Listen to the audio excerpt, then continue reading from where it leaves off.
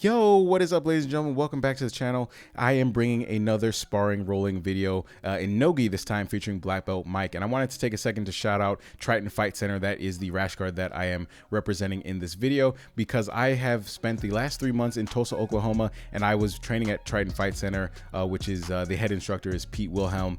And they let me train there for the past 3 months. And I just wanted to, wear one of their rash guards to show my appreciation for them letting me train there. Shout out to Pete and shout out to Chris Hutchinson and all of the Tulsa gyms that I was able to train at there. So right here, basically what I'm trying to do is not let Mike get any grips. I was actually watching Jordan Burroughs when he won Worlds, and one of the commentators said that Jordan Burroughs was very good at not letting anybody get any grips on the back of his head. So every time that Mike tries to grab a grip on the back of my head, a collar tie or anything like that, I'm going to try to break that off. So right here is the one time I'm not actually trying to break it off. Here I try to go for an inside leg trip, but Mike is able to stuff that. And right here, what I should have done is just peeked out and made this into a scramble position. That's something I'm going to talk about in the takeaways.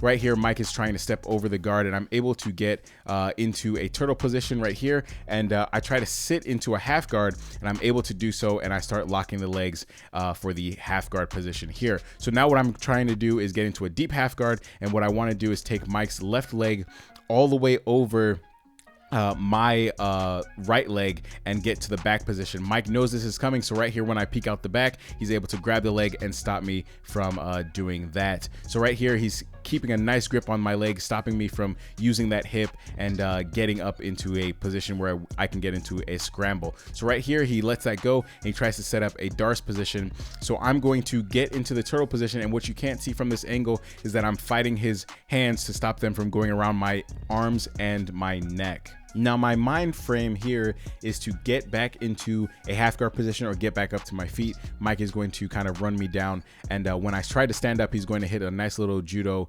throw there and keep me back on my back.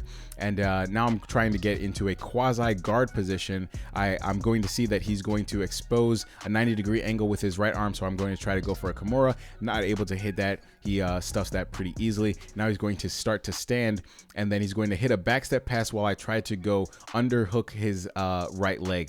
So here I'm able to get back up to my knees, and I've got a nice grip on his right leg. I'm going to gable grip my arms, and now I want to kind of pull myself in and try to get a single leg. My foot is going to kind of slip on the sweaty part of the mat right there, and I'm going to try to like drive into him, but he's doing a good job of keeping my right ankle kind of out of play. I don't want to play in a turtle position anymore, so I'm going to immediately stand back up. The whole roll here, I'm trying to keep it on the feet and go for my takedowns. I just came back from Tulsa and I want to work more wrestling, so I'm doing a good job of keeping my grips on Mike's hands, not letting him go for it, not letting him shoot for anything, being more aggressive with my hand fighting than I normally am in the gi.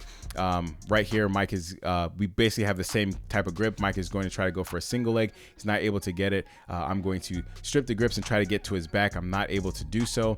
Mike is going to hand fight, and right here, he's able to drop down, get the single, cut the angle, and get the single. I'm going to try to run away here. I thought I could free my foot. Mike had a better grip than I thought, and with my left leg, I'm going to invert now and get into a De La Hiva position. And what I'm going to do here is going to basically berimbolo and come up on top, making sure that my feet are safe.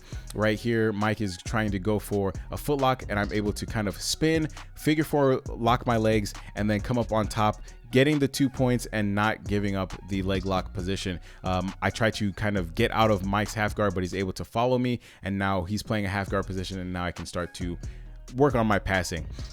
So now my goal is to free myself from the half guard position and try to pass, but Mike is able to kind of spin and get back up, and now we're on the feet. He tries to go for a leg trip right there, not able to get it, and now we're going to be back on the feet with this hand fighting. He tries to drop down for another single. He's not able to get it because I kind of realized that that's what he was going for, and now we're going to be grip fighting right here. I'm kind of forcing his hands on the inside because I want to go for an inside leg trip, but he's able to read that, and what he talked to me about afterwards was that if he didn't see me hit that on multiple people before this roll, I probably would have got it, is what he said, which lets me know that at least my technique is all right. Right here, we're just kind of like framing, hand fighting. I don't want him to grab any dominant grips, and I want to be more aggressive on the feet. So right here, he kind of dives in, and I'm able to stuff it, and now I'm in a half guard passing position.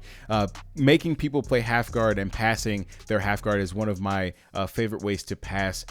With my left hand here, I'm connecting it to my right hand, putting a lot of shoulder pressure onto his chin, and I want to free my right leg and kind of step out and get into a side control position. Mike is doing a good job of playing a half guard.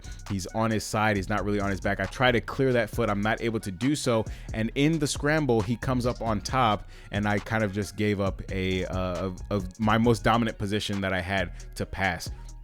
Now Mike's got my arm kind of isolated. I want to try to grab that gable grip on his foot again. I'm not able to do so, and he gets the guillotine here, and I have to tap. So now it's kind of like the last little bit of the roll. I am going to go for broke. I want to hit one takedown on Mike that he hasn't seen yet. So I'm making sure he doesn't have any grips on me. I'm going to push him away, get my hand in his face, cut the angle, and try to get this single leg takedown. He's able to stuff it. I'm able to cut the angle, keep going, and drive him down and get my 2 points here. But we ended up hitting somebody in the back of the head, and that is going to be the end of the roll. So let's get right into these takeaways. Right here, when I go for that inside leg trip and I get stuffed into a turtle position, I should have just gone for the peek out and continued the scramble. I had the momentum with me, and me spending too much time being hesitant and thinking about what I wanted to do gave Mike the momentum and the upper hand in this part of the roll. So ladies and gentlemen, that is the end of the roll. Thank you guys for watching. Just a few updates for the channel. I'm building a new workstation PC, so I'm trying to upload as many videos as I can before I decommission this PC to build a new one. And I'm also getting ready for No-Gi Pan, so I'm trying to focus on that. But I want to give you guys some uploads while these things get squared away, and I will be bringing video of my pans matches, so stay tuned for that. Thank you guys for watching, and have a wonderful one. Peace.